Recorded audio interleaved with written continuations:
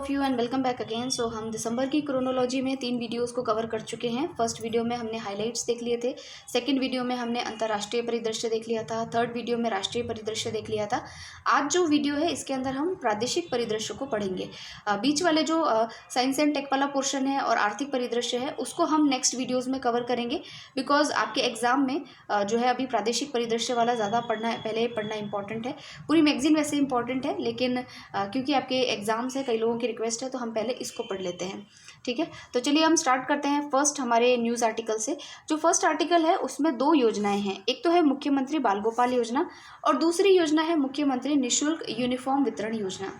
दोनों ही योजनाएं जो हैं स्कूल के बच्चों के लिए है, और स्कूल के बच्चों का मतलब है फर्स्ट क्लास से लेकर के 8th क्लास तक के जो बच्चे हैं उनके लिए ये योजना है। अब देखिए इसमें क्या है कि जो पहली योजना है मुख्यमंत्री बाल गोपाल योजना, इसमें बच्चों को आपको पता है कि मिड डे मील तो स्कूल में मिलता ही है। जितने भी आप गवर्नमेंट स्कूल्स में जाएंगे तो वहाँ पर बच्चों को ये मिलता है। अब इसके अंतर्गत ये लोग मिल्क भी प्रोवाइड करेंगे बच्चों को। तो आपको ये पता होना चाहिए कि कौन सी क्लास तक के बच्चों के लिए कितना क्वांटिटी का मिल्क है और कितने डेज़ के लिए जो है ये प्रोवाइड किया जाएगा, क्योंकि इसी तरीके से जो क्वेश्चन है वो स्टेटमेंट में देकर के आपसे पूछ लेंगे। तो सबसे पहली चीज़ तो ये है कि 29 नवंबर 2022 को इसको स्टार्ट किया गया है, इसका शुभारंभ किया गया है। तो डेट आपको याद होनी चाहिए। आरपीएससी में आरएस वाले जो एग्जाम्स होते हैं उसमें डेट पूछ लेते हैं, तो आप डेट को रट लीजिएगा कि 29 नवंबर 2022 से इसका राज्य में जो है वो शुभारंभ किया गया है।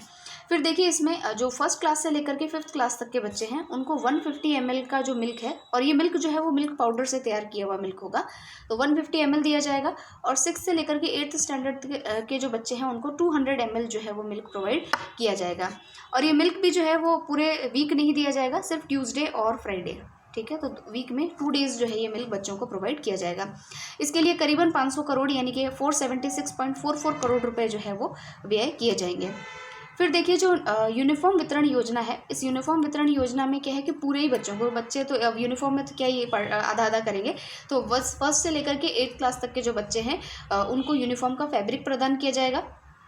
2 सेट यूनिफॉर्म के निःशुल्क भी दिए जाएंगे। उसके अलावा जो स्टिचिंग के लिए जो पैसे होते हैं वो भी उनको उपलब्ध करवाए जाएंगे। तो अब इसमें इन्होंने कहा है कि करीबन 70 लाख के करीब जो बच्चे हैं वो इससे लाभान्वित होने वाले हैं, और इसमें 500 करोड़ रुपए की राशि जो है वो व्यय की जाएगी। तो ये सरकार की तरफ से एक वेलफेयर स्कीम थी जो हमने पढ़ ली है। अब हम देखते हैं हस्तशिल्प पुरस्कार, जो कि जो वाइस प्रेसिडेंट है उनके द्वारा जो है वो वितरित किए गए हैं। अब देखिए बेसिकली क्या है कि ये जो पुरस्कार है ये एक राष्ट्रीय पुरस्कार है, नेशनल लेवल का अवार्ड है। तो इसके अंदर तो बहुत सारे लोगों को ये अवार्ड मिले हैं, जैसे कि जो 2 पुरस्कार हैं, एक तो है राष्ट्रीय हस्तशिल्प पुरस्कार, ये तो जो भी हैंडीक्राफ्ट में या जो कोई भी हैंड आर्ट के अंदर माहिर व्यक्ति है उसको मिला है। तो ऐसे करके 78 हस्तियों को ये पुरस्कार मिले हैं, और उन 78 में से 14 हस्तियाँ जो है वो हमारे राजस्थान से संबंधित है। तो यहाँ वाली जो न्यूज़ है उसमें सिर्फ 14 लोगों के नाम आपको जो है वो दिए गए होंगे जो कि राजस्थान से सम्मानित है।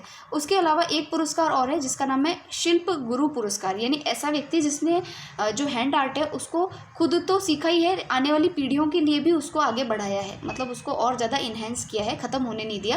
तो ऐसे व्यक्तियों को शिल्प गुरु सम्मान से सम्मानित किया है। इसमें भी करीबन 30 लोगों को ये अवार्ड मिला है, लेकिन राजस्थान से टोटल 5 व्यक्तियों को ये शिल्प गुरु सम्मान जो है वो दिया गया है। तो अपन जो है शिल्प गुरु जो है उनका नाम याद रख लेंगे। उसके अलावा ये तो 14 व्यक्ति हैं, इनके नाम आपको जो है याद रखने की कोई खास आवश्यकता है नहीं। तो देखिए ये शिल्प गुरु पुरस्कार जो है ये हालांकि 2002 से ही दिया जाना शुरू किया गया है, और ये पेंडिंग भी चल रहा था। तो 2017, 18 और 19 के लिए एक साथ ही ये पुरस्कार जो है वो वितरित किए गए हैं। तो हमारे यहाँ से कुल 5 लोगों को मिले हैं, जैसे कि एक तो है मोहनलाल शर्मा और आशा राम मेघवाल, इनको मिनिएचर पेंटिंग के लिए और उनको ब्रास वायर से शीशम की लकड़ी पर तारकशी के लिए ये पुरस्कार दिया है। 2018 के लिए गोपाल प्रसाद शर्मा, जिनको मिनिएचर पेंटिंग में सर्वश्रेष्ठ कार्य के लिए दिया गया। 2017 के लिए विनोद कुमार जांगिड़, जिनको चंदन की लकड़ी पर बेहतरीन कारीगरी के लिए, और मोहनलाल सोनी मिनिएचर पेंटिंग के लिए पुरस्कार दिया गया।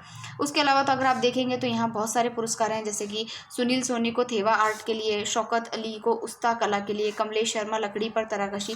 तो इतने नाम तो मेरे हिसाब से याद करना मुश्किल है, तो आप इसको यहाँ पर स्किप कर सकते हैं। पुरस्कार राशि की बात करें तो 2 लाख रुपए की राशि, और जो है एक सोने का सिक्का और ताम्रपत्र और शॉल वगैरह जो है वो इसमें दिए जाते हैं। और अगर हस्तशिल्प राष्ट्रीय पुरस्कार की बात करें तो उसमें 1 लाख की राशि है। ये तो गुरु जो होते हैं उनको मिलते हैं 2 लाख रुपए, और जो राष्ट्रीय पुरस्कार है उसके अंदर 1 लाख रुपए की राशि जो है वो प्रदान की जाती है। तो ये सारी इसके बारे में बातें थी। अब हम चलते हैं राजस्थान ग्रामीण पर्यटन योजना 2022। इसको मंत्रिमंडल यानी कैबिनेट ने जो है वो मंजूरी दी है। तो इसके क्या क्या प्रावधान है, क्या क्या इसके अंदर बातें हैं, वो हम अच्छे से पढ़ लेते हैं। तो फ्रेंड्स, इसके अंदर जो है मंत्रिमंडल ने कई सारी जो स्कीम्स है, या स्कीम ही नहीं कहेंगे, मतलब एक नीतियां हैं, पॉलिसीज़ है, उनको इन्होंने मंजूरी दी है। जैसे कि सबसे पहले तो हम देखेंगे कि राजस्थान ग्रामीण पर्यटन योजना, ध्यान से पढ़िएगा, ग्रामीण से संबंधित है, शहरी क्षेत्रों से नहीं है। ग्रामीण पर्यटन को बढ़ावा देना है, उससे संबंधित इन्होंने अपनी एक योजना जो है उसको तैयार किया है। उसके अलावा जो राजस्थान सिविल सर्विसेज होती हैं, उसमें जो भूतपूर्व सैनिक हैं उनको किस तरीके से उनके नियम बनाए जाएंगे, उनमें नियमों में क्या संशोधन किया जाएगा, उससे रिलेटेड भी इन्होंने जो है यहाँ पर कुछ प्रस्ताव रखे हैं। उसके अलावा है राजस्थान बेघर उत्थान एवं पुनर्वास नीति जो है प्रस्ताव है, उसके अनुमोदन पर भी इन्होंने अहम निर्णय लिए हैं। अब एक एक करके देखते हैं कि क्या क्या इसके अंदर बातें हुई हैं मंत्रिमंडल की बैठक में। सबसे पहले देखिए, राजस्थान ग्रामीण, अंडरलाइन ग्रामीण यानी ग्रामीण क्षेत्रों के लिए, शहरी क्षेत्रों के लिए नहीं है, ग्रामीण पर्यटन योजना 2022। सबसे पहली चीज़, इसका उद्देश्य क्या होगा कि ग्रामीण पर्यटन को बढ़ावा दिया जाए। जो ग्रामीण पर्यटन की जो चीज़ें हैं उनको जो है ट्रैप किया जाए। ऐसा नहीं कि भाई जैसे आप देखते होंगे कई चीज़ों का जीर्णोद्धार कराना होता है। ग्रामीण क्षेत्रों में भी कई जो जगह होती है वो काफ़ी नेचुरल साइट्स होती हैं, हेरिटेज साइट्स भी होते हैं, तो उनको कंजर्व करना और किस तरीके से पर्यटन इकाइयाँ बनाई जाए, उसको लेकर के यहाँ पर बातचीत की गई है। जैसे कि यहाँ पर देखिए ये कहा है, इस योजना के अंतर्गत ग्रामीण पर्यटन इकाइयों की स्थापना की जाएगी, उनके संचालन के प्रावधान बताए गए हैं, और जो इकाइयाँ होंगी उनमें 15 फीट चौड़ी सड़क पर न्यूनतम 1000 वर्ग मीटर एवं अधिकतम 2 हेक्टेयर कृषि भूमि जो है वो अनुमत होंगी। उसके अलावा इसमें छूट भी दी जाएगी इन लोगों को कि स्टैंप ड्यूटी जो होगी उसमें 100% की छूट दी जाएगी, और मतलब जो भी इस प्रकार के प्लान को डेवलप करते हैं उनको 100% स्टैंप ड्यूटी के अंदर जो है वो छूट दी जाएगी। उसके अलावा जो बिल्डिंग प्लान बनते हैं उसकी आवश्यकता यहाँ पर नहीं होगी। फिर देखिए कि इसका लाभ क्या होगा कि इससे जो है ग्रामीण क्षेत्रों में स्थापित की जाने वाली पर्यटन इकाइयाँ, ग्रामीण गेस्ट हाउस, कृषि पर्यटन इकाइयाँ, कैंपिंग साइट, कैराबिन पार्क, इन सब की स्थापना होगी। ग्राम और गाँव के अंदर जो है वो रोजगार जो है वो सृजित होंगे, और ग्रामीण जो हस्तशिल्प है, हैंडीक्राफ्ट है, उन लोगों को भी संरक्षण मिलेगा। वहाँ के जो आर्टिस्ट होंगे उनको भी बढ़ावा इससे मिलेगा। तो काफ़ी अच्छी नीति है। अब देखते हैं आगे इसके प्रावधान किस प्रकार से जो है क्रियान्वित किए जाते हैं। नेक्स्ट जो इन्होंने प्रस्ताव रखा है वो है राजस्थान बेघर उत्थान एवं पुनर्वास नीति। तो ये जो रिहैबिलिटेशन के लिए कार्य किया जा रहा है इसको हम देख लेते हैं। अब देखिए इसके अंदर क्या है कि जो बेघर लोग हैं, मानसिक रूप से विक्षिप्त लोग हैं, या जो अकेले हैं, तो उन लोगों के लिए एक तो उनकी शिक्षा, एक उनके रोजगार, और एक उनका रहने की व्यवस्था, इसको लेकर के सरकार जो है वो एक नीति बनाई है सरकार ने। तो ये नीति का नाम ध्यान रखिएगा, राजस्थान बेघर उत्थान एवं पुनर्वास नीति 2022। इसके तहत वही जो मैंने आपको चीज़ें बताई कि भाई एक तो जो है हर व्यक्ति को, मतलब इस प्रकार के जो चिन्हित व्यक्ति हैं उनको 50 वर्ग फीट प्रति व्यक्ति की न्यूनतम जगह के साथ छत जो है वो उपलब्ध करवाई जाएगी। महिलाएं हैं, मानसिक रूप से विक्षिप्त या बीमार कोई व्यक्ति है, तो उनकी निजता का ध्यान रखते हुए उनको सुरक्षा उपलब्ध करवाए जाने के प्रावधान भी इस नीति के अंतर्गत किए गए हैं। और उसके अलावा देखिए यहाँ पर है कि नीति में पेयजल, चिकित्सा सुविधा और पर्याप्त अग्नि सुरक्षा उपाय जैसे मूलभूत जो आवश्यकताएं हैं वह भी उपलब्ध करवाए जाने के लिए जो है वो बात की गई है। और शेल्टर गृह जो है, शेल्टर हाउसेस जो होते हैं वो उपलब्ध कराने के लिए भी प्रावधान किए गए हैं। तो ये भी एक तरीके से वेलफेयर स्कीम है राजस्थान गवर्नमेंट की। फिर नेक्स्ट देखिए अन्य क्या क्या स्वीकृतियाँ हैं जो इसमें की गई हैं। फिर देखिए कि मुख्यमंत्री ने जो बजट है उसके अंदर बीकानेर के अंदर मिनी फूड पार्क स्थापित करने की जो है वो घोषणा की थी। तो इसीलिए वहाँ पर भूमि आवंटन से संबंधित जो प्रस्ताव है उसको भी यहाँ पर मंजूरी दी गई है। और फिर जो है राजस्थान वानिकी एवं जैव विविधता यानी कि फॉरेस्ट्री और जो बायोडाइवर्सिटी विकास परियोजना डेवलपमेंट प्रोग्राम से उनको भी सुचारू रूप से चलाने के लिए इसके लिए एक समिति का गठन जो है वो किया गया है। ठीक है, राजस्थान वानिकी एवं जैव विविधता विकास समिति जो है इसके गठन को भी इन्होंने मंत्रिमंडल ने स्वीकृति दी है। तो ये सारी चीज़ें हमने पढ़ ली है कि मंत्रिमंडल ने किन किन चीज़ों का अनुमोदन किया है। पहला तो है राजस्थान ग्रामीण पर्यटन योजना 2022, दूसरा है राजस्थान बेघर उत्थान एवं पुनर्वास नीति 2022, और ये जो लास्ट के दो छोटी बातें हैं वो तो याद ध्यान रही जाएगी। एक तो बीकानेर में मिनी फूड पार्क के लिए जो है लैंड अलॉटमेंट, और दूसरा जो है आपका एक समिति का गठन किया गया है जो कि आपके राजस्थान वानिकी जैव विविधता विकास परियोजना से संबंधित है। ठीक है, तो ये सारी चीज़ें हैं इसमें। जो भी फैक्चुअल चीज़ें हों उनको आप अंडरलाइन कर लीजिएगा, ताकि अगर एग्जाम में कोई स्टेटमेंट वाला क्वेश्चन आए तो आप उसको इजीली जो है वो एलिमिनेट या सेलेक्ट जो है वो कर पाएँ। फिर देखते हैं नेक्स्ट है आपका राजस्थान संगीत नाटक अकादमी जो है उन्होंने अभी जो संगीत नाटक अकादमी की तरफ से पुरस्कार दिए जाते हैं उनकी घोषणा की है। तो देख लेते हैं किसको क्या क्या पुरस्कार दिया गया है। अब देखिए जो राजस्थान संगीत नाटक अकादमी पुरस्कार है, इसमें कई सारे कलाकारों को ये पुरस्कार दिया जाता है।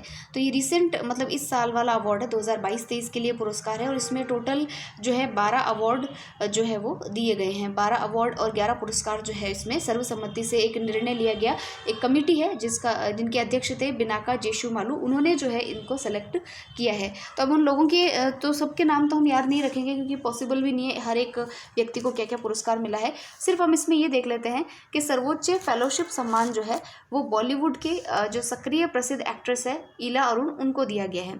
तो ये आप एक नाम अच्छे से याद रख लीजिएगा कि फेलोशिप जो सम्मान है राजस्थान संगीत नाटक अकादमी के द्वारा जो फेलोशिप सम्मान है वो इला अरुण को दिया गया है।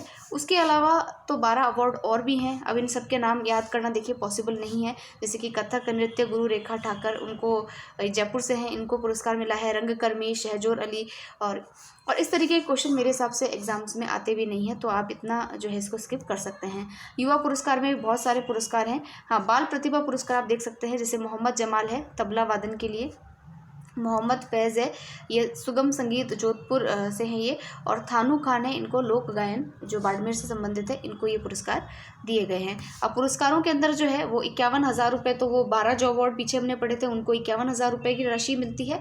और ये जो कलाकार हैं ये वाले जो अभी हमने पढ़े हैं बाल पुरस्कार, और ये इसमें 11,000 और प्रशस्ति पत्र जो है वो प्रदान किया जाता है। फिर देखिए G20 के बारे में है। G20 की जो समिट हुई थी अभी, आपको पता है कि भारत को जो है G20 की अध्यक्षता जो है वो मिल गई है 2023 के लिए। अभी 2022 का इंडोनेशिया के बाली में संपन्न हो रहा है, और 2021 वाला जो था जो लास्ट ईयर वाला था वो हमारे रोम के अंदर जो है वो संपन्न हुआ है। रोम वाली मीटिंग भी हमने पढ़ी थी, और इस बार वाली भी जो है हमने डिटेल में जो हमारा सेकेंड वीडियो था अंतर्राष्ट्रीय परिदृश्य, उसमें हम पढ़ चुके हैं। तो आप उस वीडियो को ज़रूर से देखिएगा, ताकि आपको G20 के बारे में, उसका लोगो क्या है, थीम क्या है, क्या क्या बातें उसमें हुई हैं, और RS मेंस 2021 के अंदर G20 पे कैसा क्वेश्चन आया था वो सब मैंने वहाँ डिस्कस किया, तो आप उसको ज़रूर से वहाँ देखिएगा।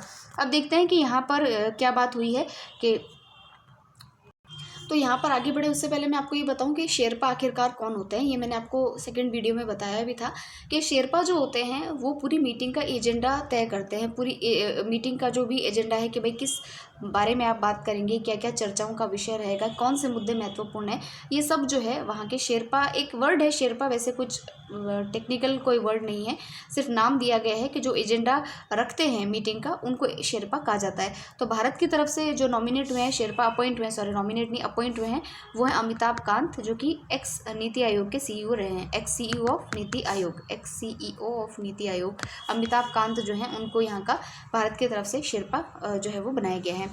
अब देखिए ये जो मीटिंग है ये हमारे उदयपुर के अंदर, जो लेक सिटी उदयपुर है, वहाँ पर इसको आयोजित करवाया गया था। तो इतना अपने को ध्यान रखना है कि इसकी मीटिंग कहाँ हुई थी, शेरपा की मीटिंग कहाँ हुई थी, उदयपुर में हुई थी। और इसके अलावा जो जो बातें हैं G20 के बारे में, उसको पढ़ने के लिए आपको वीडियो नंबर 2 अंतर्राष्ट्रीय परिदृश्य को पढ़ना पड़ेगा, और वीडियो नंबर 3 भी पढ़ना पड़ेगा, जिसके अंदर हमने राष्ट्रीय परिदृश्य में इसका लोगो, थीम, सब चीज़ जो है हमने वहाँ पर पढ़ी है। अब नेक्स्ट आर्टिकल पे हम चलेंगे। अब देखिए जो राजस्थान पुलिस की जो टीम है उनका एक राजस्थान पुलिस की टीम नहीं कहेंगे, एक तरीके से NSG ने जो है एक क्या कहें उसको, जो इम्प्रोवाइज्ड एक्सप्लोजिव डिवाइसेस होते हैं, IEDs होते हैं, जो बम वगैरह जिनको हम कह सकते हैं, जिसमें सारी चीज़ें आ जाती हैं, एक्सप्लोजिव आइटम सारे आ जाते हैं, तो उनको जो है यूज़ करने के लिए ट्रेनिंग का जो एक प्रोग्राम कैंप आयोजित किया गया था, उसमें राजस्थान पुलिस की जो टीम है उसने अच्छा प्रदर्शन किया, और उसको 3rd अवार्ड जो है इसमें इस प्रतियोगिता में जो है वो हासिल हुआ है। हालांकि ऐसा क्वेश्चन मेरे हिसाब से तो कम ही पूछने के चांसेस है, पर थोड़ा सा आप ध्यान रखिएगा कि IED का जो अभी एक तरीके से ट्रेनिंग या कैंप जो भी हुआ है, उसमें राजस्थान पुलिस की जो टीम है उसको 3rd स्थान जो है वो प्राप्त हुआ है। ये जो अवार्ड है ये हमारे आगे जो डिप्टी SP है नरेंद्र सिंह, उनकी अगुवाई में ही ये आयोजित किया गया था, और उन्हीं को ही जो है ये पुरस्कार जो है वो प्रदान किया गया है। तो अब नेक्स्ट आर्टिकल पे चलेंगे। नेक्स्ट आर्टिकल है हमारा हरि सिंह गोपाल रत्न से सम्मानित। अब इसमें कॉमा नहीं लगाते हैं तो ऐसा लगता है कि हरि सिंह गोपाल रत्न कोई पुरस्कार होता होगा, तो ये जो है गोपाल रत्न पुरस्कार है और हरि सिंह जो है उनको गोपाल रत्न पुरस्कार से सम्मानित किया गया है।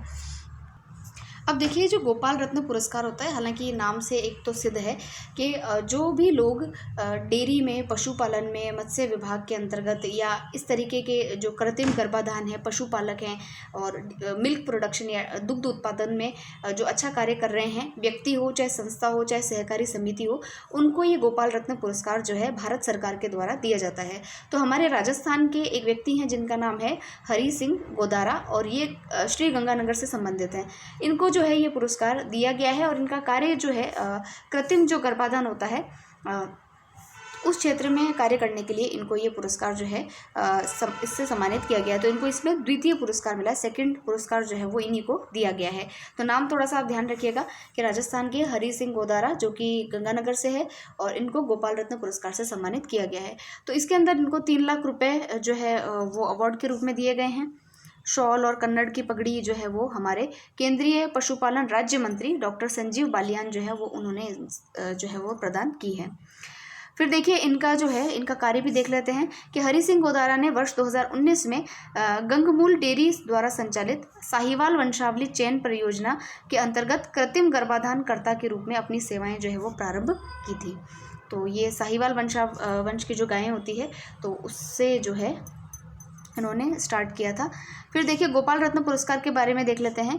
यह जो अवार्ड है ये प्रतिवर्ष 3 समूहों, स्वदेशी मवेशी भैंसों की नस्लें को पालने वाले सर्वश्रेष्ठ डेयरी किसान और सर्वश्रेष्ठ कृत्रिम गर्भाधान तकनीशियन पुरस्कार और सर्वश्रेष्ठ डेयरी सहकारी दुग्ध उत्पादक कंपनी या डेयरी किसान उत्पादक संगठन की श्रेणी में जो है वो दिया जाता है। तो 3 समूहों को जो है ये पुरस्कार ये जो श्रेणी हमने पढ़ी है इसके अंदर ये पुरस्कार दिए जाते हैं।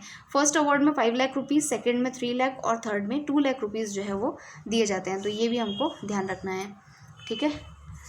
तो ये हो गया गोपाल रत्न पुरस्कार के बारे में। तो अब तक सारी चीज़ें आपको क्लियर हो रही होंगी। एक बार आप वापस पढ़ेंगे तो आपको सभी चीज़ें जो है अच्छे से समझ में आ जाएगी। अभी हम नेक्स्ट देखते हैं। भारत और ऑस्ट्रेलिया के बीच में एक युद्धाभ्यास हुआ है जिसका नाम है ऑस्ट्रो हिंद 2022 अभ्यास। और ये जो अभ्यास है ये हमारे राजस्थान के बीकानेर में जो महाजन फायरिंग रेंज है वहाँ पर इसको जो है वो संचालित या कंडक्ट जो है वो किया गया है। अब देखिए इसमें एक चीज़ और है कि ये पहला अभ्यास था दोनों के बीच में, दोनों की जो सभी सेनाएं हैं, सशस्त्र दल हैं, उन दोनों के बीच का ये पहला अभ्यास है। तो अब इनमें ये डिसाइड हुआ है कि बारी बारी से हर साल जो है ये अभ्यास किया जाएगा और इसका उद्देश्य सिंपल सी बात वही है कि भाई सकारात्मक सैन्य संबंध कैसे स्थापित किए जाए और जो सर्वोत्तम प्रथाएँ हैं दोनों सेनाओं की उनको आपस में एक दूसरे से जो है वो ग्रहण किया जाए। तो ये इसका उद्देश्य है। तो आप ये थोड़ा ध्यान रखिएगा कि ऑस्ट्रो हिंद अभ्यास जो है वो बीकानेर के अंदर आयोजित किया गया था महाजन फायरिंग रेंज में, ठीक है।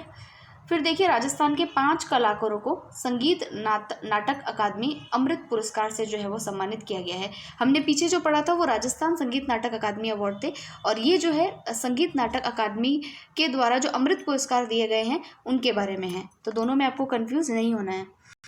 वैसे तो देखिए ये जो संगीत नाटक अकादमी अमृत पुरस्कार है ये वैसे तो कई सारी हस्तियों को दिया है, यहाँ पर लिखा भी 86 कलाकारों को मिला है।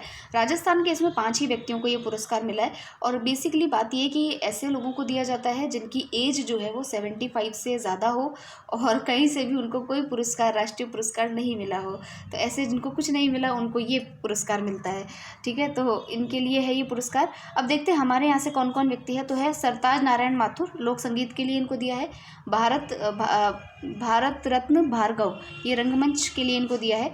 जोधा खान या दोदे खान, इनको लंगा संगीत के लिए। अकीम खान मांगणियार, ये लोक संगीत के लिए। गिरधारी लाल पवार और गिरधारी महाराज, इनको कथक के लिए ये पुरस्कार जो है वो दिया गया है। इसमें 1 लाख रुपए की राशि जो है गिफ्ट के रूप में या अवार्ड के रूप में जो है वो दी जाती है। फिर देखिए एक और अभ्यास है। अभी तो हमने ऑस्ट्रो हिंद अभ्यास पढ़ा था पीछे, जो ऑस्ट्रेलिया के साथ में इंडिया का पहला अभ्यास था। अभी जो हम पढ़ रहे हैं वो है सेना का जो दक्षिण पश्चिमी कमान है। सेना का कौन सा कमान? दक्षिण पश्चिमी जो कमान है, आई थिंक इसका सेंटर जो है वो जयपुर के अंदर ही है और इसके द्वारा जो है शत्रुनाश अभ्यास कंडक्ट किया गया है। तो इसके बारे में हम पढ़ लेते हैं कहाँ पर ये कंडक्ट हुआ है। अब देखिए ये वाला जो अभ्यास है ये भी सेम जो आपका महाजन फील्ड फायरिंग रेंज है बीकानेर के अंदर, वहीं पर सेम जगह आयोजित किया गया है। लेकिन ये सिर्फ भारतीय सेना का है। भारतीय सेना का जो दक्षिण पश्चिमी कमान है उसके द्वारा इसको जो है आयोजित किया गया है। और उसमें एक चीज़ और कही है इन्होंने, यह एकीकृत अग्नि शक्ति अभ्यास है, इंटीग्रेटेड फायर पावर एक्सरसाइज है। ठीक है। और इसको जो है ये कहाँ पर है तो हमने देख ही लिया है, बीकानेर में है। और भारतीय सेना के साथ में इसमें भारतीय वायु सेना ने भी जो है इसमें पार्टिसिपेट किया है। और इसमें जो हथियार है युद्धाभ्यास में जो काम आए हैं वो सब इनके नाम दे रखे हैं, लेकिन ये इतना काम का नहीं है। आप तो ये ध्यान रखिएगा कि कहाँ पर इसको कंडक्ट किया गया है, किसके बीच में हुआ है, किसी के बीच में नहीं हुआ। सिर्फ जो भारतीय सेना है उसके द्वारा कंडक्ट हुआ है, और जो भारतीय वायु सेना है उसने भी इसमें पार्टिसिपेट किया है। फिर देखिए अर्जुन पुरस्कार से सम्मानित किए गए थे कई सारे खिलाड़ियों को भी। तो राजस्थान के 2 पुलिस अधिकारियों को अर्जुन पुरस्कार से जो है वो सम्मानित किया गया है। अब देखिए ये जो अर्जुन पुरस्कार है, क्योंकि आपको पता है कि खेल में जो अच्छी जो प्रदर्शन करने वाले जो लोग हैं उन्हीं को ये पुरस्कार मिलता है। तो हमारे राजस्थान से 2 व्यक्तियों को ये अवार्ड मिला है। दोनों के नाम आपको अच्छी तरीके से याद कर लेने हैं, हो सकता है इस पर कोई क्वेश्चन आपको पूछ लिया जाए। तो केंद्रीय खेल और युवा मामला मंत्रालय के द्वारा ये अवार्ड जो है वो घोषित किए गए थे, और राष्ट्रपति के द्वारा ये अवार्ड दिए जाते हैं। तो इसमें जो है अर्जुन पुरस्कारों के अंदर पहले तो है हमारे पुलिस उपाधीक्षक ओम प्रकाश मिठारवाल, उनको जो है शूटिंग के अंदर ये पुरस्कार दिया गया है। फिर है उप निरीक्षक साक्षी कुमारी, इनको कबड्डी में जो है ये पुरस्कार दिया गया है। अब इनके कुछ अचीवमेंट्स देख लेते हैं। तो जो ओम प्रकाश है उन्होंने चांगवान विश्व चैंपियनशिप में पुरुष 50 मीटर पिस्टल चैंपियनशिप में स्वर्ण पदक हासिल किया था। ऐसा करने वाले वे पहले भारतीय रहे हैं, ठीक है। तो ये अपने आप में एक बड़ी उपलब्धि है। और जो साक्षी कुमारी हैं उन्होंने कबड्डी में बेहतरीन प्रदर्शन जो है वो किया है, इसलिए उनको जो है अर्जुन पुरस्कार से सम्मानित किया गया। इससे पहले अगर बात करें तो राजस्थान पुलिस के फुटबॉल के विख्यात खिलाड़ी मगन सिंह को अर्जुन अवार्ड जो है वो मिल चुका है। तो इनके नाम आपको दोनों के अच्छे से याद रखने, एक तो है ओम प्रकाश मिठारवाल और दूसरी है साक्षी कुमारी। फिर नेक्स्ट आर्टिकल पे हम चलते हैं। नेक्स्ट आर्टिकल है राजस्थान लोक सेवाओं के प्रदान की गारंटी अधिनियम के अंतर्गत नवीन सेवाएं जो है वो सम्मिलित की गई है। अगर आप आरएस की तैयारी कर रहे हैं तो आपको पता होगा, आपको मेंस के अंदर राजस्थान लोक सेवा गारंटी अधिनियम जो है या एक्ट जो है उसको 2011 उसको आपको पढ़ना है, उसके प्रावधान आपको पता होने चाहिए। तो इसके अंदर जो है लोक सेवाओं की गारंटी प्रदान की जाती है कि भाई ये सर्विसेज जो है वो हमारे नागरिकों को प्रोवाइड की जाएगी। आपने सिटीजन चार्टर का नाम सुना होगा, तो सिटीजन चार्टर के अंतर्गत ही ये चीज़ें जो है वो की जाती हैं। तो अब देखिए इसमें कई सारी सेवाओं को और जोड़ा गया है। सम्मिलित जो नई सेवाएं हैं उनको देख लेंगे कि क्या क्या सेवाएं इसमें ऐड ऑन की गई हैं। अब देखिए इतना आपको वैसे याद तो रहेगा नहीं, लेकिन एक बार हम रीड ऑन कर लेते हैं कि कौन कौन से विभागों को जो है इसमें ऐड किया गया है। जैसे कि देखिए यहाँ पे सामाजिक न्याय और अधिकारिता विभाग, उद्योग वाणिज्य विभाग, नगरीय विकास विभाग, स्वायत्त शासन विभाग, राजस्थान राज्य पथ परिवहन निगम, राजस्थान राज्य प्रदूषण नियंत्रक मंडल, फना मेरे से नहीं पढ़ा जाएगा। तो इतने जो है इनकी सभी सर्विसेज को जो है ये विभागों के नाम दे रखे हैं। पहले भी इनकी कुछ सर्विसेज इंक्लूड थी, इन्हीं के रिलेटेड जो सर्विसेज है उनको और इसके अंदर जो है वो इंक्लूड किया गया है। तो ये सी चीज़ है। फिर देखिए राजस्थान उच्च शिक्षा काउंसिल जो है उसका गठन किया गया है। तो देखिए ये हायर एजुकेशन से संबंधित है, उच्च शिक्षा यानी हायर एजुकेशन। तो यहाँ पर जो है इसके जो अध्यक्ष होंगे वो उच्च शिक्षा मंत्री ही होंगे ऑब्वियसली, लेकिन इसके जो उपाध्यक्ष है वो दरियाव सिंह चुंडावत है, उनको बनाया गया है। उसके अलावा जो 3 विश्वविद्यालय यानी यूनिवर्सिटीज़ हैं उनके जो कुलपति हैं वो इसके अंदर जो है वो शामिल किए गए हैं। जैसे एक तो जोधपुर की जयनारायण व्यास विश्वविद्यालय के कुलपति प्रोफेसर KL श्रीवास्तव, फिर doctor Bhimrao Ambedkar law university के वाइस चांसलर प्रोफेसर देवस्वरूप, और हरिदेव जोशी पत्रकारिता विवि के जो जयपुर के कुलपति हैं सुधीर राजीव, उनको भी जो है इसके अंदर इंक्लूड किया गया है। तो ये एक उच्च शिक्षा का काउंसिल का जो है वो गठन हमारे यहाँ पर किया गया है। फिर देखिए हिंदुस्तान जिंक जो है उसको बिजनेस एक्सीलेंस अवार्ड जो है उससे सम्मानित किया गया है। अब देखिए ये जो हिंदुस्तान जिंक है, आपको पता है कि भाई हिंदुस्तान जिंक जो है हमारे यहाँ पर जो जिंक है, लेड है, सिल्वर है, इसके अंदर जो है एक सबसे बड़ी कंपनी या एकमात्र ही कंपनी है, सबसे बड़ी भी है और एकमात्र कंपनी है जो इसको डील करती है। तो एक जो CII है, आपने सुना होगा, confederation of Indian industry, CII के द्वारा जो है कुछ पुरस्कार दिए जाते हैं। तो उसमें ये पुरस्कार है बिजनेस एक्सीलेंस अवार्ड। तो ये अवार्ड जो है वेदांता समूह की जो ये कंपनी है हिंदुस्तान जिंक जो है, इसको ये अवार्ड दिया गया है बिजनेस एक्सीलेंस के लिए। हिंदुस्तान जिंक को उक्त business excellence award European foundation for quality management business model के तहत जो है वो प्रदान किया गया है। तो अब इतना तो क्या ध्यान रहेगा, लेकिन हाँ इतना आप ध्यान रखिएगा कि हिंदुस्तान जिंक को जो है ये अवार्ड दिया गया है। फिर देखिए Rajiv Gandhi fintech digital institute का जो है वो शिलान्यास किया गया है। तो देखिए इसके अंदर क्या है कि अभी जोधपुर के अंदर जो DG फेस्ट का आयोजन किया गया था, 3 दिन का जो DG फेस्ट था, और जो वहाँ का जो जोधपुर का राजकीय पॉलिटेक्निक जो महाविद्यालय है, वहाँ पर एक डिजी फेस्ट और जॉब फेयर दोनों का आयोजन किया गया था। तो यहाँ पर ही जो मुख्यमंत्री हैं उन्होंने Rajiv Gandhi fintech digital institute जो है उसका शिलान्यास किया है। तो आपसे क्वेश्चन पूछ लेगा और वो जयपुर देगा और आप जयपुर टिक लगाएंगे तो गलत हो जाएगा, इसलिए ध्यान रखिएगा कि राजीव गांधी फिनटेक डिजिटल जो इंस्टीट्यूट है उसका शिलान्यास कहाँ पर किया गया है, तो जोधपुर के अंदर किया गया है। और यहाँ पर ही आप देखिए कि जो है ये जो इंस्टीट्यूट है इसको करीबन जो है 700 करोड़ की लागत से बनाया गया है और इसके अंदर जो है विद्यार्थियों और स्टार्टअप सहित युवाओं को विश्व स्तरीय मंच जो है वो प्रोवाइड किया जाएगा। मतलब कि एक जो स्टार्टअप्स ऐसी चीज़ें होती है कि जिनके अंदर नई नई जो टेक्नोलॉजीज़ आती हैं, नए नए जो इनोवेशंस आते हैं, वो सबको पता रहना चाहिए। इसलिए यहाँ पर वर्ल्ड क्लास जो एक तरीके से मंच जो है वो इन लोगों को प्रोवाइड किया जाएगा। इनके आइडियाज़ को जो है यहाँ पर जो है वो काफ़ी नर्चर किया जाएगा। फिर देखिए राजस्थान स्टार्टअप नीति 2022 और इंक्यूबेटर सेंटर हैं, उनको भी यहाँ पर ही विमोचन इनका किया गया है। तो हमारी जो स्टार्टअप नीति है, राजस्थान स्टार्टअप नीति 2022, इसके तहत इन्होंने कहा है कि भाई इसको लॉन्च किया है और लॉन्च करने में देखिए वही सब कॉमन बातें हैं। रोज़गार मिलेगा, स्टार्टअप्स को बढ़ावा मिलेगा, निवेश के अवसर बढ़ेंगे, SC ST सहित हर वर्ग जो है इसका विशेष इसके अंदर ध्यान रखा जाएगा। ये सब जो है अच्छी अच्छी बातें इसमें कही गई है। फिर देखिए कि जोधपुर और पाली के अंदर I start next incubation centre जो है वो उनका लोकार्पण भी किया गया है। ये इंक्यूबेशन सेंटर्स क्या करते हैं कि भाई अगर कोई व्यक्ति स्टार्टअप कुछ उसका दिमाग में आइडिया है तो उसको क्या क्या चीज़ें उसके लिए चाहिए, तो उसके लिए वन स्टॉप सेंटर का कार्य करते हैं। तो इंक्यूबेशन सेंटर्स में क्या होता है कि उसको हर प्रकार की नॉलेज जो है वो सेंटर पर जाकर के उपलब्ध हो जाती है। तो जोधपुर और पाली के अंदर जो है यहाँ पर I start next incubation centres जो है उनका लोकार्पण किया गया है। उसके अलावा अगर आप देखेंगे तो जयपुर, जोधपुर, उदयपुर, अजमेर, कोटा, भरतपुर, चूरू, यहाँ पर ऑलरेडी ऐसे सेंटर्स जो है वो एस्टैब्लिश्ड हैं। ठीक है। अब देखिए नेक्स्ट है दिव्यांगजन, यानी कि जो दिव्यांगजन जो है उनके सशक्तिकरण के लिए अलवर को मिलेगा राष्ट्रीय पुरस्कार। तो अलवर ज़िले को जो है इसके लिए चुना गया है। अब देखिए कि ये जो पुरस्कार है ये इतना बड़ा क्यों है। ये पुरस्कार पूरे देश में ही एक ज़िले को जो है वो दिया जाता है, तो इसलिए हमारे पूरे देश के अंदर जो है अलवर को ये पुरस्कार मिला है। और अलवर के जो कलेक्टर हैं डॉक्टर जितेंद्र कुमार सोनी, उन्होंने इस पुरस्कार को ग्रहण किया है। वहाँ जो है एक स्कीम चलाई गई थी सक्षम अलवर अभियान, जहाँ पर जो दिव्यांगजन है उनका एक डेटाबेस जो है वो तैयार किया गया था। डोर टू डोर सर्वे जो है उनके लिए किया गया था। तो और एक चीज़ और ध्यान रखिएगा कि 3 दिसंबर को जो है वो दिव्यांगजन दिवस जो है वो मनाया जाता है।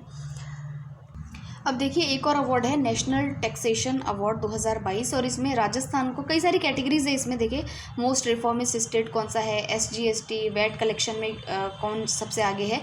तो राजस्थान को भी इसमें जो है 2 स्वर्ण पदक जो है वो मिले हैं। तो राजस्थान को जो है स्टेट वैट जो कैटेगरी है उसके अंदर ये फर्स्ट आया है और इसके अंदर जो है गोल्ड अवार्ड प्रदान किया गया है। उसके अलावा जो अगर आप देखेंगे तो उड़ीसा और इनको जो है अवार्ड दिए हैं। जैसे कि यहाँ पर देखिए उड़ीसा राज्य को इस श्रेणी में रजत और हरियाणा और तमिलनाडु और बिहार को जूरी अवार्ड जो है वो प्रदान किया गया है। उड़ीसा राज्य को इस श्रेणी में रजत और उत्तर प्रदेश, महाराष्ट्र, छत्तीसगढ़ को जूरी अवार्ड प्रदान किया गया है। कौन सी श्रेणी में? स्टेट वैट की श्रेणी में। और ऊपर जो श्रेणी थी वो थी आपकी SG ST और वैट की कैटेगरी के अंदर। तो आप सिर्फ राजस्थान वाला ध्यान रखिएगा कि राजस्थान को जो है इसके अंदर स्वर्ण जो है गोल्ड अवार्ड जो है वो प्रदान किया गया है स्टेट वैट की कैटेगरी में। तो ये टैक्सेशन से रिलेटेड अवार्ड थे और राजस्थान को स्टेट वैट श्रेणी के अंदर गोल्ड अवार्ड जो है वो प्रदान किया गया है। फिर देखिए एक और पुरस्कार है प्रोफेसर रमेश अरोड़ा जो है उनको देश का पहला राजेंद्र प्रसाद अवार्ड जो है वो दिया गया है। देखिए नेक्स्ट एक और अवार्ड है जिसका हमको पढ़ना है प्रोफेसर जो रमेश अरोड़ा है, इनको देश का पहला राजेंद्र प्रसाद अवार्ड दिया गया है। तो ये हमारे जो राजस्थान यूनिवर्सिटी है उसी के अंदर जो है पहले प्रोफेसर रहे हुए हैं, पूर्व प्रोफेसर रहे हुए हैं, डीन भी रहे हैं, मैनेजमेंट डेवलपमेंट अकेडमी के चेयरपर्सन भी रहे हैं। तो इनको जो एकेडमिक एक्सीलेंस है, इनकी जो इनका एकेडमिक नॉलेज है उसके बेसिस पर उनको जो है ये पुरस्कार दिया गया है। तो पुरस्कार का नाम क्या है? राजेंद्र प्रसाद अवार्ड। और ये पहला राजेंद्र प्रसाद अवार्ड है जो कि जो है हमारे राजस्थान के ही जो प्रोफेसर हैं उनको दिया गया है। तो ये उपराष्ट्रपति के द्वारा पुरस्कार दिया गया है। और ये जो प्रोफेसर रमेश अरोड़ा हैं, ये पब्लिक एडमिनिस्ट्रेशन के क्षेत्र में इनका जो योगदान है उसको देख करके ये अवार्ड इनको दिया गया है। अब देखिए यहाँ पर इनके बारे में कि डॉक्टर अरोड़ा इससे पहले 2021 में भारत सरकार के सेंट्रल हिंदी इंस्टीट्यूट की ओर से सरकार द्वारा राजऋषि पुरुषोत्तम दास टंडन अवार्ड से भी सम्मानित हैं।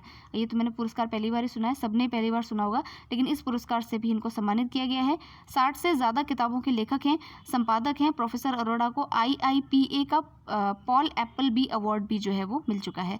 तो इनके बारे में आप तो जो है ये चीज़ें स्टार लगा लीजिएगा, पढ़ लीजिएगा अच्छी तरीके से। फिर है माणक अलंकरण समारोह। अब देखिए फ्रेंड्स, ये जो पुरस्कार होता है ये पत्रकारों को और जो मीडिया कर्मी हैं उनको दिया जाता है। तो ये जो माणक अलंकरण समारोह है ये जोधपुर में आयोजित किया गया था और इसके अंदर मुख्यमंत्री के द्वारा 3 पत्रकारों को जो है माणक अलंकरण सम्मान और 15 पत्रकारों को, छायाकार, जनसंपर्क कर्मियों और साहित्यकारों को विशिष्ट पुरस्कार से सम्मानित किया गया है। तो ये पुरस्कार भी पेंडिंग ही चल रहे थे। 2019, 20 और 21 के लिए ये पुरस्कार दिया गया है। 2021 के लिए अगर देखें तो संगीता शर्मा जो है उनको माणक अलंकरण सम्मान से सम्मानित किया गया है। 2020 के लिए राजस्थान पत्रिका की जो नंद किशोर सारस्वत हैं उनको दिया गया है और 2019 के लिए राजस्थान पत्रिका के कान्हा राम जो हैं उनको ये पुरस्कार दिया गया है।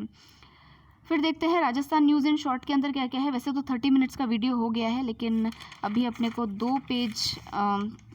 4 पेजेस अभी और इसके अंदर जो है वो बाकी हैं। देखते हैं कितना कर सकते हैं, उसके बाद में नेक्स्ट जो वीडियो आएगा उसके अंदर इसको कंटिन्यू हम कर लेंगे। तो देखिए इसमें जो न्यूज़ इन शॉर्ट में है, राजस्थान ब्रज भाषा अकादमी जो है उसका 38वां स्थापना दिवस समारोह मनाया गया है। तो ये जयपुर के अंदर ही है ये ब्रज भाषा अकादमी।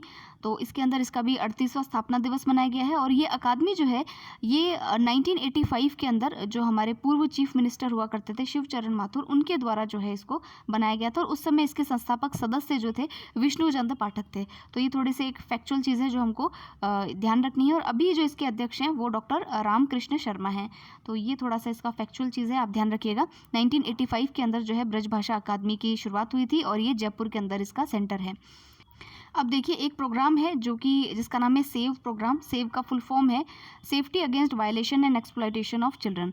तो बच्चों के अगेंस्ट जो भी वायलेशन होते हैं उनसे उनको बचाने के लिए जो हमारा सामाजिक न्याय और अधिकारिता विभाग है उसने जो है यूनिसेफ के साथ मिल करके एक पायलट प्रोजेक्ट स्टार्ट किया है और अलवर ज़िले से स्टार्ट किया है। तो तीनों फैक्ट्स आपको याद रखना है। एक तो फुल फॉर्म ध्यान रखिएगा, कहाँ से स्टार्ट किया है वो ध्यान रखिएगा, किसके साथ मिलकर के स्टार्ट किया है वो ध्यान रखिएगा।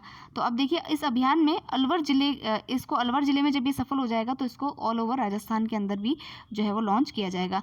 तो इसका सिंपल सा उद्देश्य वही है कि बच्चों का सर्वांगीण विकास हो, मूलभूत सुविधाएं उनको मिल सके, शिक्षा, सुरक्षा, स्वास्थ्य सेवाएं जो है बच्चों को मिल सके, उसका ध्यान रखने के लिए इसको लॉन्च किया गया है।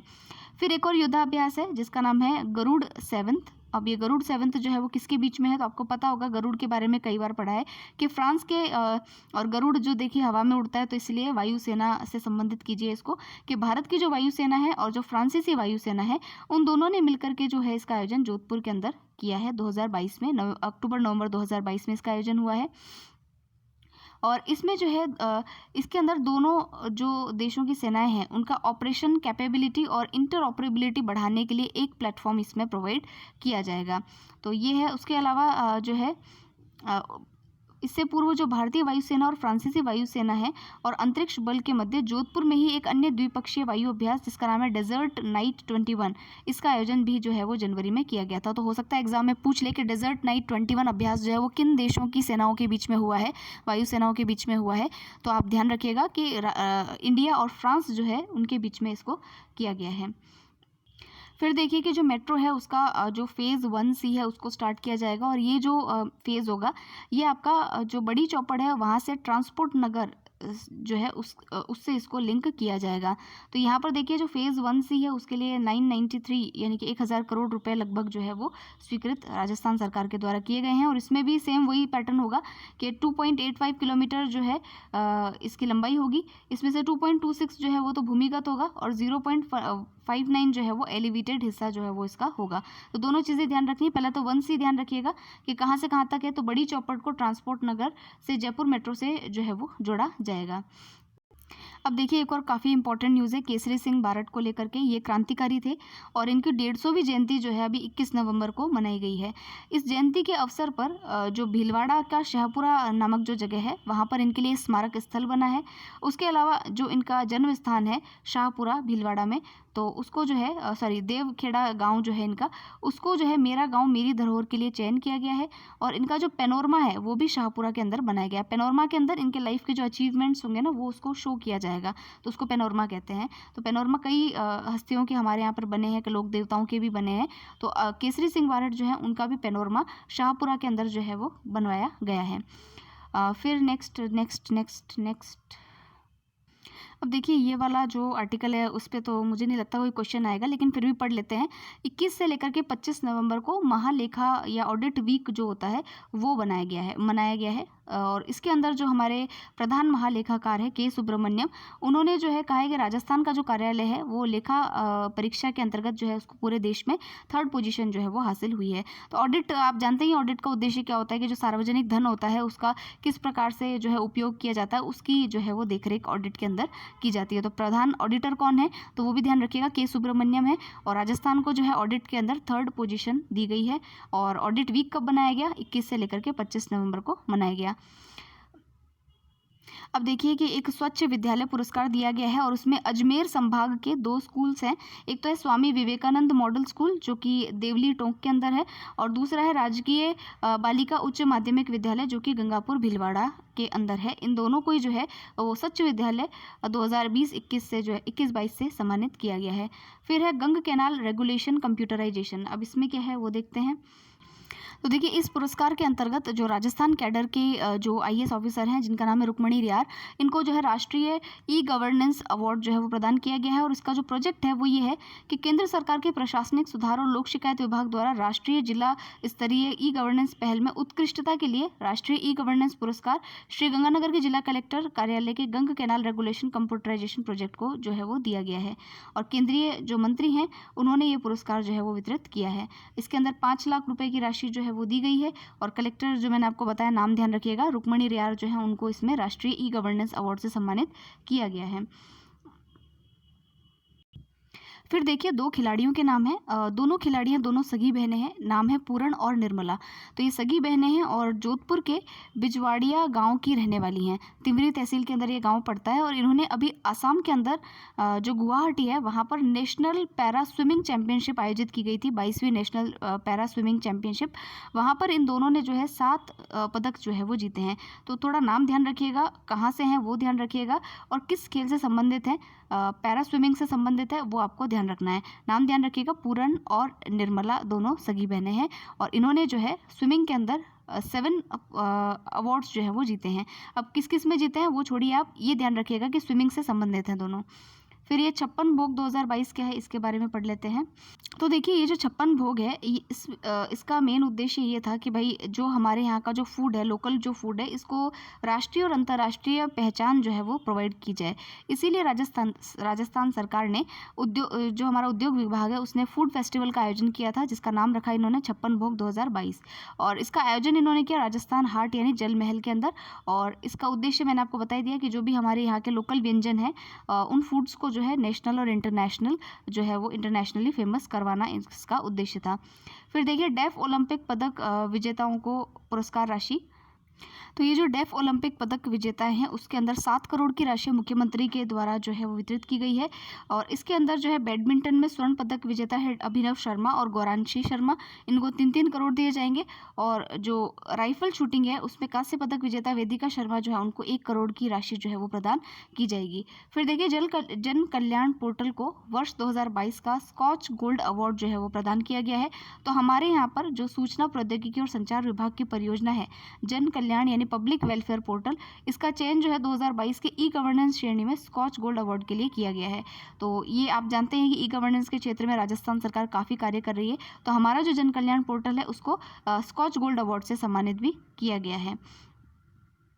फिर देखते हैं जो राजस्थान आवासन मंडल है उसको भी जो है नवाचारों के लिए हाउसिंग श्रेणी में जो उन्होंने नवाचार किए हैं तो उसकी श्रेणी में स्कॉच गोल्ड अवार्ड जो है वो दिया गया है। तो दोनों को आप ध्यान रखिएगा, ई गवर्नेंस की श्रेणी में जन कल्याण पोर्टल को और जो नवाचारों की श्रेणी के अंदर जो है राजस्थान आवासन मंडल को ये पुरस्कार दिया गया। और ये दूसरी बार है जब दूसरे साल लगातार जो है इन्होंने ये पुरस्कार जीता है। तो मंडल को लगातार दूसरे वर्ष ये सम्मान अर्जित करने का गौरव प्राप्त हुआ है। इसे हाउसिंग कैटेगरी में वर्ष 2021 में स्कॉच गोल्ड अवार्ड से भी सम्मानित किया गया था। तो ये अपने को ध्यान रखना है। नेक्स्ट अब 2 ही पेजेस बचे हैं तो थोड़ा सा और सब्र रखिए।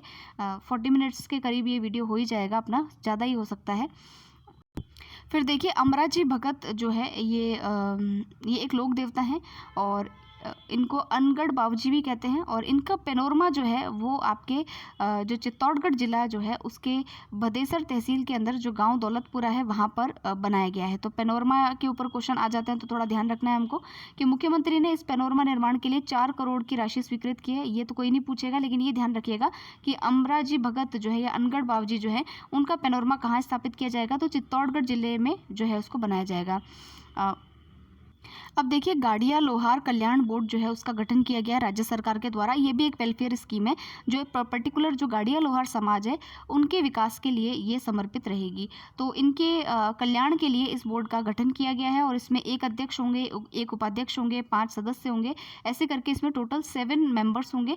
और ये हमारा जो सामाजिक न्याय और अधिकारिता विभाग जो है ऐसे जन कल्याण के कार्य हमेशा यही विभाग करता है। तो आप नाम तो आपको मतलब आपके अगर आएगा भी स्टेटमेंट में तो आप गेस कर लेंगे कि सामाजिक न्याय और अधिकारिता विभाग के द्वारा जो है इसको करवाया जा रहा है। इसका एडमिनिस्ट्रेटिव कार्य जो होगा वो इस कल्याण बोर्ड का वो उसी के द्वारा जो है वो निर्धारित किया जाएगा। तो ध्यान रखना है हमको ये भी।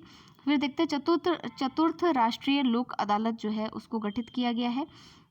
अब देखिए मैंने आपको जब फर्स्ट वीडियो पढ़ाया था तो मैंने आपको नालसा और जो SLSA एक्ट है और जो डिस्ट्रिक्ट के अंदर जो होते हैं नालसा, इन सब के बारे में मैंने आपको समझाया था।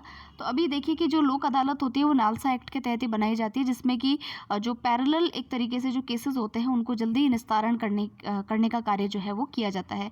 तो देखिए हमारे जो राजस्थान में लोक अदालत का गठन होता है तो जो प्रकरण जितने भी होते हैं उनका निस्तारण करने में राजस्थान वैसे भी दूसरे स्थान पर रहा था। तो अभी जो है इसका दोबारा से गठन किया गया है। तो राजस्थान उच्च न्यायालय की जयपुर पीठ के जो मुख्य न्यायाधीश हैं वीरेंद्र सिंह, उनके द्वारा जो है राजस्थान उच्च न्यायालय के परिसर के अंदर ही लोक अदालत का जो है वो गठन जो है वो किया गया है। तो ये थोड़ा सा हमें ध्यान रखना है। और ये चौथी लोक अदालत जो है 4th इस बार में है जिसका कि गठन यहाँ पर किया गया है। फिर देखिए पर्सन विथ डिसेबिलिटी, दिव्यांगजनों को निर्वाचन प्रक्रिया से जोड़ने के लिए भारतीय निर्वाचन आयोग के द्वारा पर्सन विथ डिसेबिलिटी ऐप 2.0 जो है 4 नवंबर 2022 को लॉन्च किया गया। तो ये थोड़ा सा आप ध्यान रखेंगे, PWD ऐप 2.0 जो है इसको लॉन्च किया गया है। पर्सन विद डिसेबिलिटी ऐप इसको जो है लॉन्च किया गया है निर्वाचन आयोग के द्वारा, इलेक्शन कमीशन के द्वारा, ताकि जितने भी दिव्यांगजन हैं वो भी जो है इलेक्शन प्रक्रिया से सक्रिय रूप से जुड़ सकें। फिर देखिए स्टोन मार्ट का आयोजन किया गया है। स्टोन मार्ट आप जानते हैं सीतापुर के अंदर एक एग्जीबिशन लगती है जहाँ पर कई सारे जैसे कि RK मार्बल्स है, कई सारे ग्रेनाइट वाले जो हैं वो सब अपने जो हैं वो स्टोन की पूरी एक प्रदर्शनी एग्जीबिशन लगाते हैं। और यहाँ पर ही जो है जयपुर आर्किटेक्चर फेस्टिवल जो है उसको भी आयोजित जो है वो किया गया है। तो ये तो इतनी कोई खास खबर है नहीं, इसके ऊपर क्या क्वेश्चन जो है वो बनेगा, तो ये इतना इम्पोर्टेंट नहीं है। फिर देखते हैं, अब हमारा लास्ट पेज बचा है उसको देख लेते हैं। अब देखिए प्रधानमंत्री मोदी जो हैं वो मानगढ़ धाम की यात्रा पर थे और यहाँ उन्होंने मानगढ़ धाम की गौरव यात्रा में हिस्सा लिया। स्वतंत्रता संग्राम के अंदर जो जनजातीय नायक हैं और जो शहीद हुए हैं उनके बलिदानों को यहाँ नमन किया गया है। और अपनी इस यात्रा पर उन्होंने आदिवासियों की श्रद्धा और पावन स्थल मानगढ़ धाम को भव्य रूप देने के लिए राजस्थान, गुजरात, मध्य प्रदेश और महाराष्ट्र को एक साथ विकास की कार्य योजना बनाने के लिए कहा है। अब देखिए मानगढ़ पहाड़ी का महत्व क्या है, तो मानगढ़ जो है वो भील समुदाय राजस्थान, गुजरात और मध्य प्रदेश और अन्य जनजातियों के लिए विशेष महत्व रखती है। यहाँ पर भील और अन्य जनजातियों ने अंग्रेज़ों के साथ लंबा एक संघर्ष किया था और श्री गोविंद गुरु जिन्होंने भगत पंथ की स्थापना की थी, उनके नेतृत्व में 1.5 लाख से अधिक भील जो है वो मानगढ़ हिल पर जो है रैली जो है उन्होंने आयोजित की थी और इस पर अंग्रेज़ों ने गोलियां भी चलाई थी और यहाँ पर नरसंहार हुआ था जिसमें 1500 आदिवासी जो है वो शहीद हुए थे। तो ये आपने जब राजस्थान की हिस्ट्री पढ़ी होगी तो आपने पहले से पढ़ा होगा। तो अभी वही मानगढ़ पहाड़ी है जहाँ पर प्रधानमंत्री जी ने जो है वो यात्रा की है। अब देखिए कुछ राउंड अप में खबरें हैं कि राज्य सरकार ने क्या किया है कि पर्यावरण के हित में जो जोधपुर जिले की लूणी के जो खिजड़ली गांव है वहां पर खिजड़ली शहीदी राष्ट्रीय पर्यावरण संस्थान जो है उसको 4.1197 एकड़ भूमि जो है वो स्टाम्प शुल्क से मुक्त करके जो है वो दी है। तो ये राजस्थान सरकार के द्वारा पर्यावरण के क्षेत्र में एक कार्य है। उसके अलावा जो है फिर वैसे लेस इंपॉर्टेंट न्यूज़ है, छोटी छोटी खबरें हैं, जैसे कि यहाँ पर देखिए कि जो है पर्यटन विभाग के द्वारा जो प्रदेश की संस्कृति और कला है उसको बढ़ाने के लिए जो विश्व सूफी संगीत समारोह है उसका आयोजन अल्बर्ट हॉल में किया, जिसका नाम था जहान ए खुसरो। फिर देखिए रणथंभौर बाघ अभ्यारण्य में बाघ T1110 और मुकंदरा अभ्यारण्य में छोड़ने के बाद इसे नया नाम MT5 दिया गया है। बाड़मेर के लूण Singh Bhati under-17 hockey team में राष्ट्रीय स्तर पर जो उनका चयन हुआ है, खिलाड़ी का नाम थोड़ा ध्यान रख लीजिएगा। और जयपुर का 295वां स्थापना दिवस 18 नवंबर को मनाया गया, ये तो अपन सब जानते ही हैं, ये तो सबके स्टेटस पे था।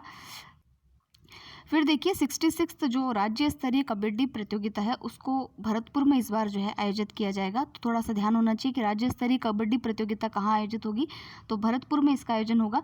अब मैंने क्या है इसमें टिक नहीं लगा रखा है, आप लोगों के पास में अपनी मैगजीन होगी तो आप जो मेन चीज़ है उसी को टिक लगाना है, क्योंकि अननेसेसरी चीज़ें भी बहुत सारी होती है वो एग्जाम में नहीं पूछी जाती है, इसलिए मैं उसको यहाँ पर स्किप कर रही हूँ। तो आप उसको पूरा जो काम की बात हो उसी को ही जस्ट आपको जो है वो ऐसे मार्क करना है, ठीक है। फिर देखिए राज्य सरकार ने कौशल और उद्यमिता विभाग की ओर से जयपुर में 2 दिवसीय रोजगार मेले का आयोजन किया। अब ये तो गलत पढ़ दिया मैंने, ये भी किसी काम की नहीं है। फिर देखिए यहाँ पर है डॉक्टर गजय सिंह राजपुरोहित को उनकी आलोचना कृति राजस्थानी साहित्यरी सौरभ के लिए 29वें गौरीशंकर कमलेश भाषा साहित्य पुरस्कार से सम्मानित किया गया है। तो थोड़ा सा आप इसको जो है वो ध्यान रख सकते हैं। फिर देखिए हाँ, जो शिक्षा मंत्री बी डी कल्ला है उनकी शिक्षा मंत्री बी डी कल्ला की पहल पर प्रदेश के राजकीय विद्यालयों में चेस इन स्कूल कार्यक्रम शुरू किया गया है, जिसके तहत जो है नो बैग डे के दौरान स्कूल के बच्चे जो है वो शतरंज खेलते हैं। तो ये थोड़ा सा आप ध्यान रखिएगा, चेस इन स्कूल। और फिर जो है राजस्थान के जो हाड़ौती क्षेत्र में छोटी काशी के नाम से विख्यात बूंदी में बूंदी महोत्सव जो है उसका 26वां संस्करण का आयोजन 11 से 13 नवंबर के दौरान जो है वो किया गया है। फिर देखिए भारतीय पुलिस सेवा के अधिकारी हैं उमेश मिश्रा, इनको राजस्थान के 35वें पुलिस महानिदेशक के तौर पर जो है वो अभी अपॉइंट किया गया है। तो ये थोड़ा सा अपॉइंटमेंट भी ध्यान रखना है। और राष्ट्रीय संगीत नाटक अकादमी की ओर से जोधपुर जिले के रंगकर्मी हैं आशीष देवचारण और उस्ताद बिस्मिल्ला खान युवा पुरस्कार जो है वो इनको प्रदान किया गया है। एक तो क्या है कभी कभी पढ़ने में ज़्यादा पढ़ते हैं, अकेले बोलते रहते हैं तो जो है मफल करने लग जाते हैं, तो उसके लिए please pardon me for that. अब यहाँ पर देखिए वापस से इसको पढ़ लेते हैं कि राष्ट्रीय संगीत नाटक अकादमी की ओर से जोधपुर के रंगकर्मी हैं आशीष देवचारण, इनको उस्ताद बिस्मिल्ला खान युवा पुरस्कार जो है वो प्रदान किया गया है। तो ये कुछ इंपॉर्टेंट जो मुझे लगा कि हाँ हो सकता है कि इसमें से कुछ पूछ ले, तो उसको मैंने आपको यहाँ पर पढ़ के बताया है। फिर देखिए उत्तर प्रदेश से कुछ खबर अगर काम की हो तो देखते हैं। उत्तर भारत के पहले डेटा सेंटर का उद्घाटन किया है, ठीक है। देखिए उत्तर प्रदेश के जो मुख्यमंत्री है उन्होंने उत्तर भारत के यानी पूरे नॉर्थ इंडिया का जो पहला हाइपर स्केल डेटा सेंटर है जिसका नाम है योटा D1, इसका उद्घाटन जो है ग्रेटर नोएडा के नॉलेज पार्क में किया है। और इसमें जो है इस डेटा सेंटर में सोशल मीडिया प्लेटफॉर्म जैसे फेसबुक, ट्विटर, इंस्टा, यूट्यूब आदि के करोड़ों उपभोक्ताओं के डेटा सुरक्षित रखे जा सकेंगे। और कंपनियां, शिक्षण संस्थान और सरकारी एजेंसियां जो हैं जिनको डेटा चाहिए होता है वो आसानी से इस डेटा को जो है यहाँ से एक्सेस कर सकता है। तो ये हमको ध्यान रखना है कि नॉर्थ इंडिया का पहला जो हाइपर स्केल डेटा सेंटर है जिसका नाम योटा D1 है, इसका उद्घाटन जो है वो उत्तर प्रदेश में किया गया है। सो फ्रेंड्स, ये आज हमारा जो है प्रादेशिक परिदृश्य कंप्लीट हो गया है यहीं पर। अब हम पढ़ेंगे नेक्स्ट जो हमारा बचे हुए जो पोर्शन है उसको हम कंप्लीट करवाएंगे। आई होप आपको ये सेशन पसंद आया होगा। थोड़ा सा लंबा हो गया वीडियो, लेकिन आप जानते हैं कि जब हम बोलकर किसी चीज़ को बताते हैं तो समय बट ऑब्वियस है कि ज़्यादा लगता ही है। तो फिर भी मैंने सारी काम की बातों को अच्छे से बताने की कोशिश की। अगर आपको फिर भी कुछ लगता हो तो आप मुझे कमेंट सेक्शन में बताइएगा। मिलते हैं हम नेक्स्ट वीडियो में। Thank you very much.